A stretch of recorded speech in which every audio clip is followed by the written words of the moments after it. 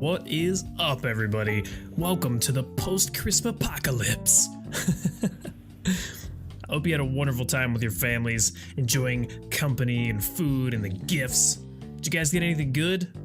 I got some cash, that I'm hoping to put towards a drawing monitor. That's what I want to get. Hopefully that's what I end up with. Who knows? I'll probably blow it on something stupid. Anyways, this is the 14th episode of the It's Like McNasty podcast. Once again, holidays or not, I'm getting this out at its regular time. And I'm starting to feel a little bit sick as well, so my voice sounds a little funny. It's because got a little ear, nose, and throat thing going on here. But since this podcast is out at its normal time, that means this is the final day of 2018. So I hope 2018 was good for you. It was pretty good for me, no complaints. But if you weren't happy with 2018, well, you're almost done with it. Tomorrow is the first day of 2019. I love that fresh New Year smell. Take it in. It smells like opportunities to succeed in whatever you're striving for. New Year's is that time of year when everyone starts to devise new goals for the upcoming year, so much so that they even call them New Year's resolutions. Goals with a fancy name, but it's still just a goal. According to US News, approximately 80% of resolutions fail by the second week of February. So the odds are against you. Not to mention 25% don't even make it past the first week. Dang. I definitely see this a lot in the gym. Like, get a whole new herd of people coming in right at the start of the year, and by February, the majority of them are nowhere to be found.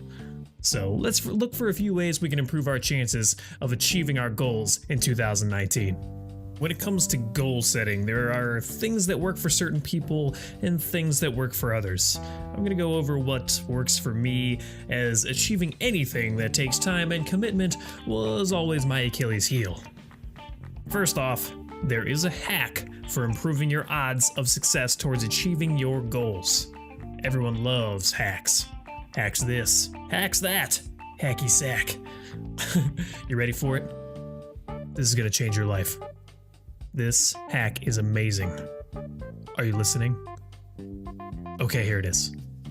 Write your goal down on a physical piece of paper and hang that shit somewhere you will see it every damn day.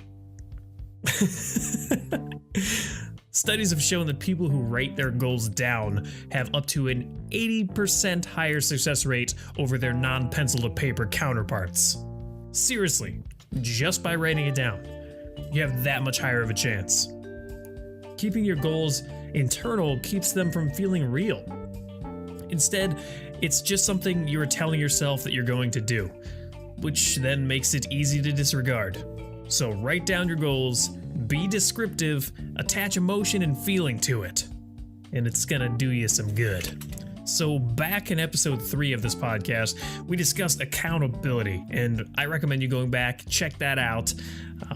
It was also my very first podcast that I used a studio mic instead of a cheap lavalier mic while driving to work in my car. So it's got that extra crispy sound for your listening pleasure. But one of my main points that I made in that episode was using the accountability method. Basically, this is finding a person or people or a group that mean a lot to you. People that you would not want to let down. People that are interested in what you are doing and can help you, stay on task. For me, of course, it's my wife and all of my listeners and viewers. I don't want to let her down or any of you guys down. So just saying what I plan to do into a permanently recorded piece of content helps keep me moving in the right direction. Like I said, tell someone what your goals are. Just make sure the person gives a hoot. If they don't care about what you are doing, these people aren't going to care about keeping you on task or doing simple things like ask you how you're doing towards your goals that you talked about. So be sure that you find someone that cares. So back in episode 12, we talked about leaning into things that are not inherently comfortable to us, that can spark our growth. Definitely go back, check out that episode. I feel the message was pretty important, but when it comes to setting goals, it is important to make it difficult enough to inspire you to achieve it, as setting goals that are easily obtained will not keep you going for the long haul. Basically, if you know exactly how to hit that goal, it's probably not uncomfortable enough.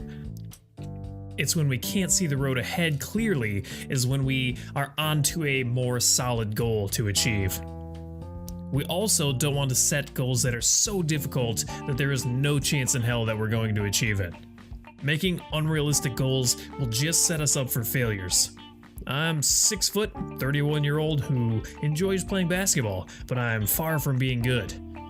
If I set a goal and, to be in the NBA, then I'm just kidding myself. Or maybe I make a goal to be the next ninja on the Mixer platform. Not gonna happen. I'm not willing to play video games too competitively or play for as many hours every day that it would take. So this goal would be completely unrealistic. There's a difference between having dreams and just straight dreaming. So your goals, not too easy, but not delusional, just a bit uncomfortable and a little unclear about how you can get there, and that will be a good recipe for a decent goal.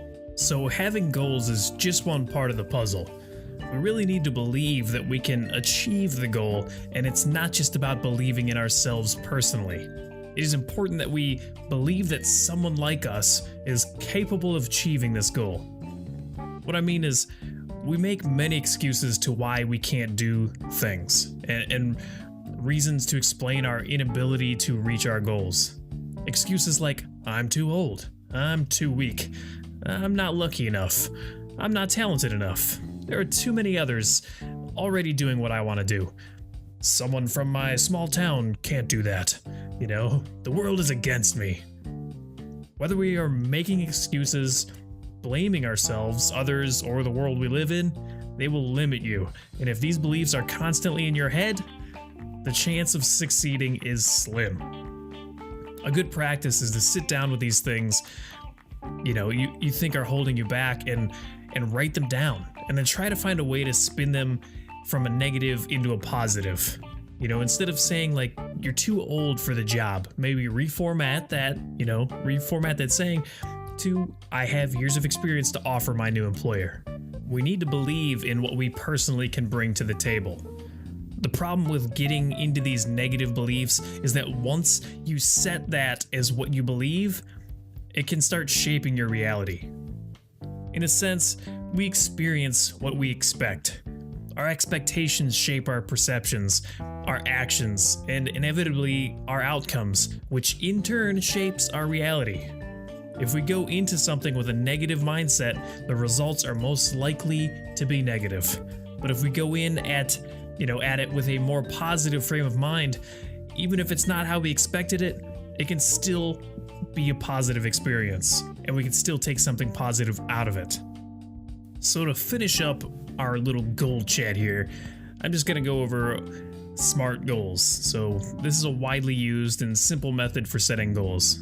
So it's an acronym. SMART is specific, measurable, achievable, relevant, and time-bound. So when we're talking about specific, that's the who, what, where, when, why of your goal. Get as descriptive as you can on that step. So the M is measurable. Means how will you know when your goal is accomplished? Is there a way it can be tracked and measured? Achievable is talking about if your goal is reasonable enough or is it out of reach. Remember to make the goal that sits in that uncomfortable zone and not pushing into that delusional zone. Relevant is about meeting your needs. Will this be worthwhile if achieved? Will it be consistent with the life and your long-term plans? Questions you gotta ask yourself. And the T is time-bound. This is more obvious, so goals feel more real when you give them a definitive end date. So it can give you a sense of urgency when you are playing against the clock. Anyway, I hope this helps you set and achieve whatever goals you have for 2019. Let me know what your goals are. Seriously, hit me up on Twitter, hit me up on Instagram at @It'sThugWigNasty. Definitely interested to hear what you have in store. So yeah, let's check out what went on last week and if we have any goals for the week ahead. So last week was the week of Christmas, so obviously we were pretty busy. We had a bunch of stuff going on almost every freaking day, so I did manage to get one stream in. It was on Wednesday. Pretty standard stream. It was fine, whatever, but I only got one stream in all last week, so I'm gonna try to get back on track a little bit this week, maybe 2 or 3 streams, and then we'll pick it back up the following week. So we'll get back into it here shortly. Plus I got a bit of a bug, so if my voice still sounds weird, I'm recording this part on a different day, obviously, like I normally do, but I'm still sick, so I'll try to clear this stuff out too as well. Hopefully I feel good enough to stream this week. Something cool for, you know, the future here, and something else that I want to try to do is get some more, maybe 1 or 2 times a week, mix it up a little bit instead of just Destiny streams, have some drawing streams. I actually ordered my first drawing monitor, you know, so again, I'm not like the greatest artist or anything, but I want to start doing that kind of stuff as well, you know, because I can do a lot of digital art and stuff with Adobe Illustrator and Photoshop and stuff like that, but I want to get more into the arty kind of drawing side of things. So it's just a skill that needs to be practiced and a skill that needs to be honed. So it's one of my goals for 2019 to improve on, and it would be awesome if I could make like 1 stream a week or 2 streams a week into that kind of creative realm on Mixer, because Mixer doesn't have a bunch of creative stuff going on right now, and there is a bunch of that kind of stuff on Twitch, and I'd like to do some of that stuff on Mixer. So that's one of my goals for 2019, but I still have to put it into a SMART goal format, so maybe I'll let you know what that is when I get that done. But yeah, that's pretty much all for this week, so I hope that this episode helped you out. I hope you can set some sweet goals for 2019, and remember to let me know what your plans are for 2019. I'd love to hear it on Instagram and Twitter at @itslugwignasty. But until then, I will keep you posted. I will let you know when I'm going to stream this week. I hope to see you in the broadcast this week, and if not, I will catch you next Monday in the podcast. Have a fantastic New Year's, guys, and happy 2019 to you. See you Monday. Bye.